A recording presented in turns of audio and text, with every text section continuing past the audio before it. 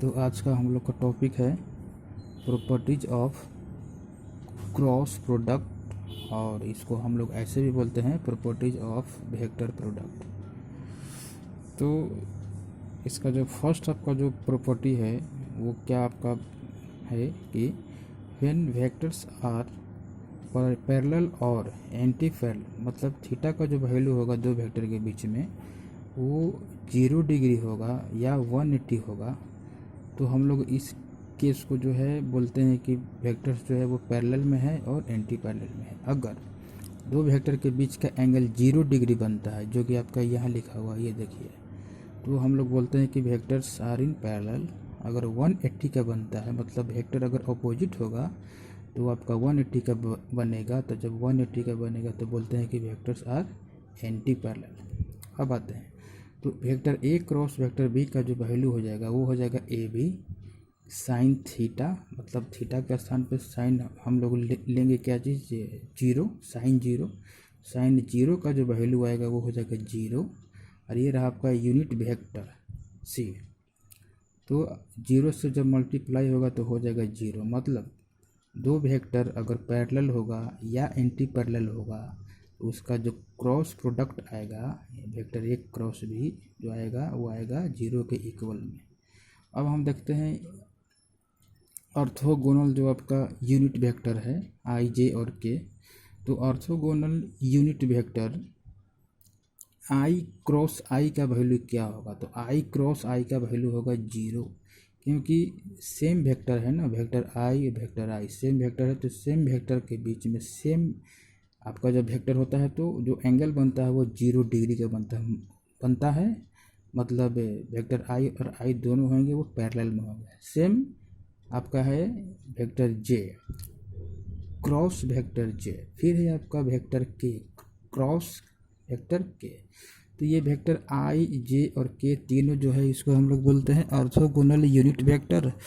और फिर जो है आई क्रॉस आई का वैल्यू 0 होता है, जे क्रॉस जे का वैल्यू भी 0 होता है, और के क्रॉस के का भी वैल्यू 0 होता है। क्यों? क्योंकि आई के बीच का एंगल 0, जे के बीच का एंगल 0 और के के बीच का एंगल 0। तो जो साइन थीटा होगा वो हो जाएगा आपका साइन 0। तो ठीक ऐसे ही आपका आएगा, तो 0 से जब मल्टीप्लाई होगा तो लास्ट वैल्यू आपका 0। ये रहा फर्स्ट प्रॉपर्टीज। सेकंड हम देखते हैं व्हेन वेक्टर्स आर परपेंडिकुलर, मतलब जब वेक्टर ए और बी के बीच का एंगल अगर 90 डिग्री होता है तो साइन 90 का वैल्यू हो जाता है 1, जो कि आपका ये है कि vector A cross vector B का जो वैल्यू होगा वो होगा ए बी 1 का मतलब साइन 90 का यह वैल्यू हो गया। तो ये हो गया सी का मतलब हो गया यूनिट वेक्टर, तो ए बी सी कैप। तो ये रहेगा आपका कब, तो जब वेक्टर ए और बी के बीच का अगर एंगल 90 होता है तो ए क्रॉस बी का जो वैल्यू होता है वो आपका जो है वेक्टर सी थर्ड वेक्टर के इक्वल में होगा, जिसको हम लोग वेक्टर सी जो है माने हैं। जब ए बी हो गया स्केलर क्वांटिटी और सी कैप हो गया यूनिट वेक्टर, तो ये स्केलर और यूनिट वेक्टर जब मिला तो एक वेक्टर बन गया। इसी तरह से जो है हम लोग देखते हैं ऑर्थोगोनल यूनिट वेक्टर के लिए आई क्रॉस जे का मतलब हो गया, ये देखिए यहाँ पे इसमें हम लोग जो है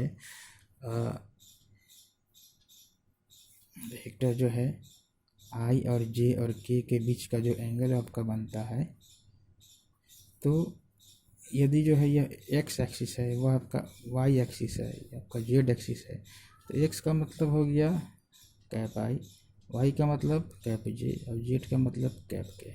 और तीनों के बीच का जो एंगल होता है परपेंडिकुलर टू क्या होते हैं, ये सब जो है ईच अदर होते हैं 90 डिग्री आपका होगा तीनों के बीच का एंगल, मतलब आई और जे के बीच का एंगल 90, और इसी तरह से आपका जे और के बीच का एंगल 90 और आई और के बीच का एंगल 90। तो जब अगर 90 डिग्री होगा तो आई क्रॉस जे का वैल्यू के होगा, आई क्रॉस के का वैल्यू जे होगा, जे क्रॉस के का वैल्यू कैप आई होगा, और जे क्रॉस आई का वैल्यू माइनस के होगा, जिसको हम लोग इस पिक्चर से समझेंगे कि आई ये है आपका एक सर्किल पे हम आई जे और के तीनों ही यूनिट वेक्टर को जो है डिनोट किए हैं। तो आई और जे जब आएगा तो आई और जे के बाद के आता है, तो यहाँ पर लिखा हुआ आई क्रॉस जे इक्वल टू के। फिर जे क्रॉस के, जो कि जे के बाद आपका ये के है, तो जे क्रॉस के बाद ये देखिए आई आता है। तो हम लोग यहाँ पर देखेंगे कि जे क्रॉस के का मतलब आई है।